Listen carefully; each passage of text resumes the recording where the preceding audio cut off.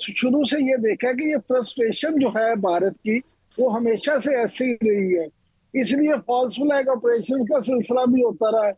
इसीलिए वो बांग्लादेश में कभी आपने देखा वो मुफ्ती बानी की सपोर्ट हो या जिस तरह से भी हो, फिर अफगानिस्तान में मौजूदा आप देख रहे हैं कि अफगान रजीम जो है उसको इंडिया किस तरह से सपोर्ट करता है।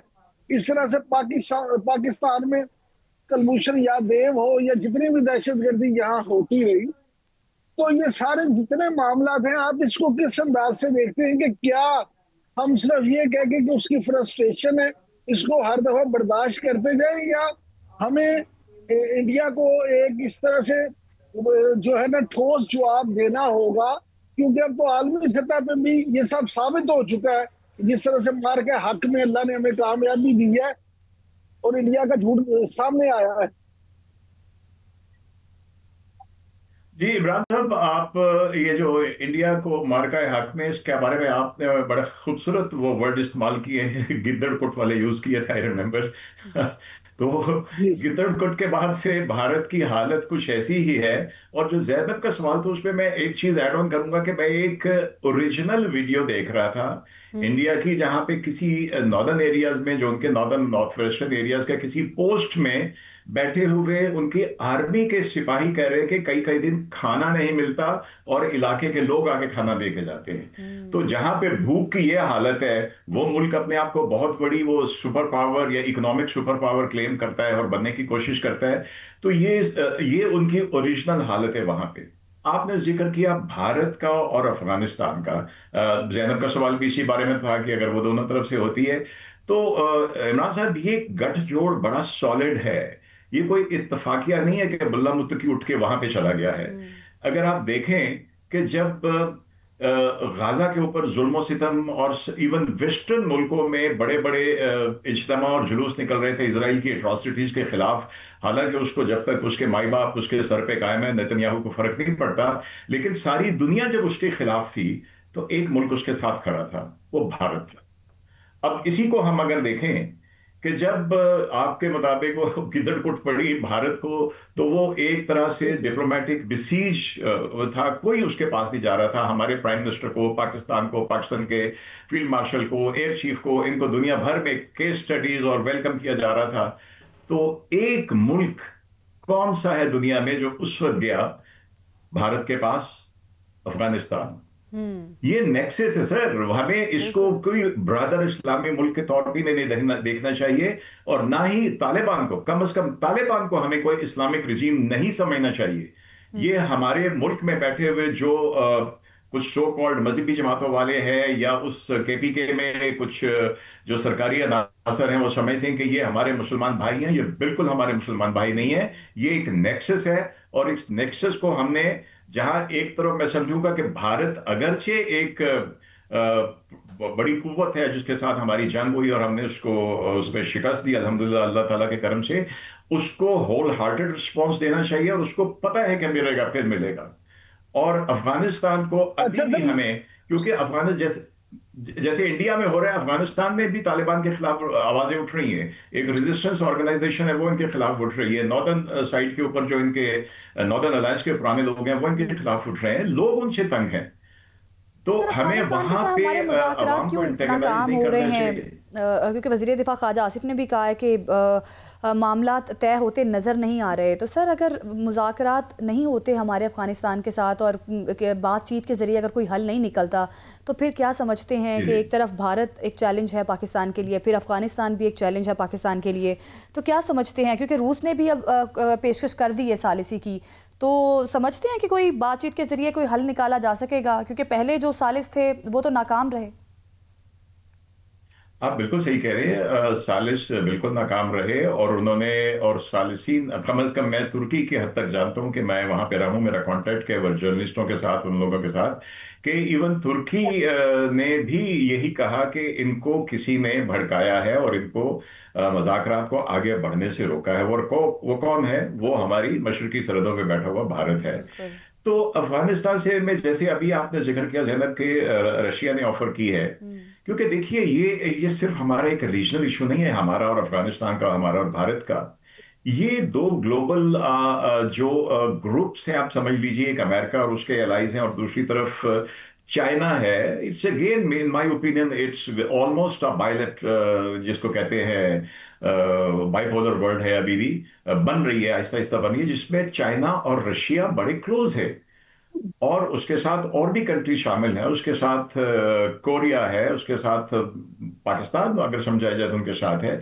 तो इनकी कोशिश यही है, और ये सारी अगर रशिया ऑफर कर रहा है तो सिर्फ ये नहीं कि रशिया को उससे कोई खतरा नहीं है, रशिया की सरहद उससे परे चली गई है, ताजिकिस्तान और दूसरे मुल्क इनके साथ लगते हैं, लेकिन रशिया नोज कि ये अमेरिका की और इसराइल की गेम खेल रहे हैं। तो इससे बेहतर है कि इनको समझाया जाए और हमें किसी भी उम्मीद ना रखे बगैर, उम्मीद कोई नहीं है मुझे जाती तौर पे इन तालिबान रजीम से कोई उम्मीद नहीं है, लेकिन इसके बावजूद अगर कोई थर्ड कंट्री जो मीडिएशन कराता है, सालिसी करना चाहता है, तो हमें उस मौके को यस कहना चाहिए ताकि हमें कोई ना कह सके, हम अपनी हुज्जत पूरी करें, ये जरूरी है। लेकिन उसके साथ फिर मैं कहूंगा कि अगर वहां से कुछ हमारे ऊपर अटैक आता है तो उसका शॉर्ट, क्रिस्प और सिलेक्टिव हमें रिस्पॉन्स बड़े हैवीली देना चाहिए। अच्छा अच्छा सर, ये फरमाइएगा कि आपने अभी अपने जवाब में चीन का 2-3 दफा जिक्र किया, तो जिस गिदरगुट की हम पहले बात कर रहे थे उसमें चीनी टेक्नोलॉजी का भी बड़ा दखल था, और अब चीन ने जो नया ये तजर्बा किया है पहली दफा, तो आप क्या समझते हैं कि इस टेक्नोलॉजी से, इस तजर्बे के बाद इंडिया को सबक सीखेगा या इंडिया अभी भी अपनी हरकतों से बाज नहीं आएगा? बाज तो नहीं आएगा, ठीक है, बाज तो नहीं आएगा, लेकिन जैसे मैंने पहले भी मैंने शायद जिक्र किया था कि भारत इस वक्त कैच-22 सिचुएशन में है कि अगर उसने फिर कोई हरकत की और फिर उसको गिदड़पुट जैसे आप कहते हैं लग गई, तो फिर क्या बनेगा। तो इसलिए आपने देखा कि ये अभी जो दिल्ली वाला वाकया हुआ, इसके बाद कोई स्टेटमेंट उनकी नहीं आई। जहां इन्होंने पहलगाम वाले इशू में इन्होंने चंद घंटे भी नहीं लगाए थे और पाकिस्तान पे इल्जाम लगा दिया था। अब यहाँ पे अभी तक ना अमित ने, ना दोवल ने, ना मोदी ने, किसी ने कोई ऐसा बयान नहीं दिया कि ये पाकिस्तान ने करवाया है। शायद इसलिए कि उसी वक्त जो है वाना कैडेट कॉलेज के ऊपर हमला हो गया, जो डेफिनेटली इंडियन स्पॉन्सर्ड था और जिसमें पक्के राब्ते मिल गए अफगानिस्तान के, और उसके साथ इस्लामाबाद में हो गया। लेकिन देयर इज कम अज कम उनको ये सोचना पड़ेगा कुछ करने से पहले कि पाकिस्तान का रिस्पॉन्स, जैसे फील्ड मार्शल ने भी कहा और जैसे हम समझते हैं कि होना चाहिए, बड़ा हार्ड हिटिंग होगा। अच्छा सर, इस्लामाबाद हमले के बाद तो जो सहूलतकार थे उन्होंने सारी कहानी बयान भी कर दी कि किस तरह से अफगानिस्तान से और फिर अफगानिस्तान से कैसे इंडिया से डांडे मिलते हैं।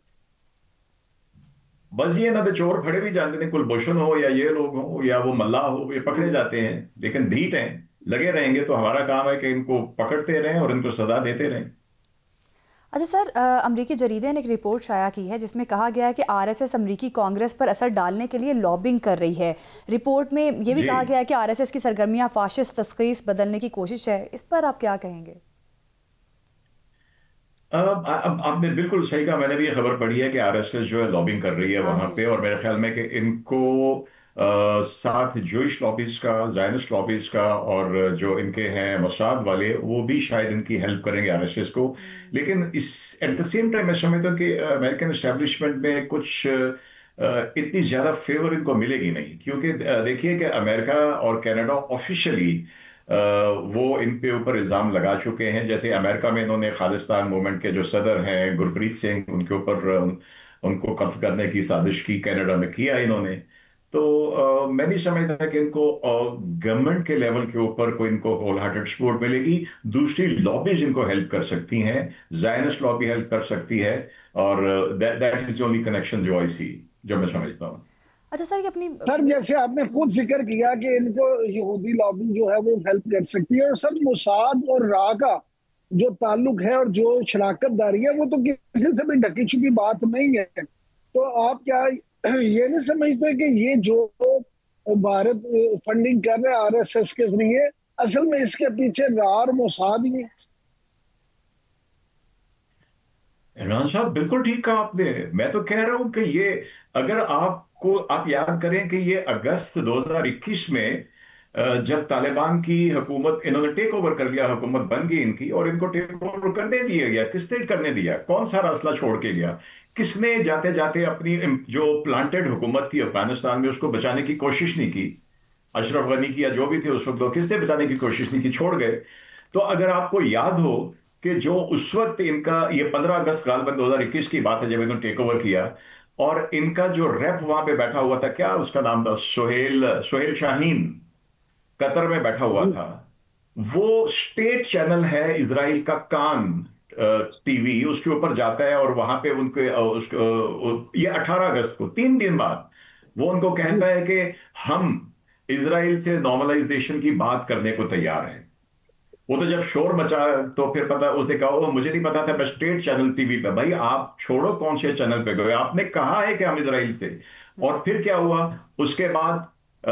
जनवरी 2022 में जब इनका जो अगला था वर्दक, या क्या नाम है उसका, मोहम्मद नईम वर्दक, नईम वर्दक ने फिर यही स्टेटमेंट दी, ये तालिबान है, ये मुसलमान है सो कॉल्ड। तो भाई ये मुसलमान नहीं है, भारत मुनाफिकीन सर है।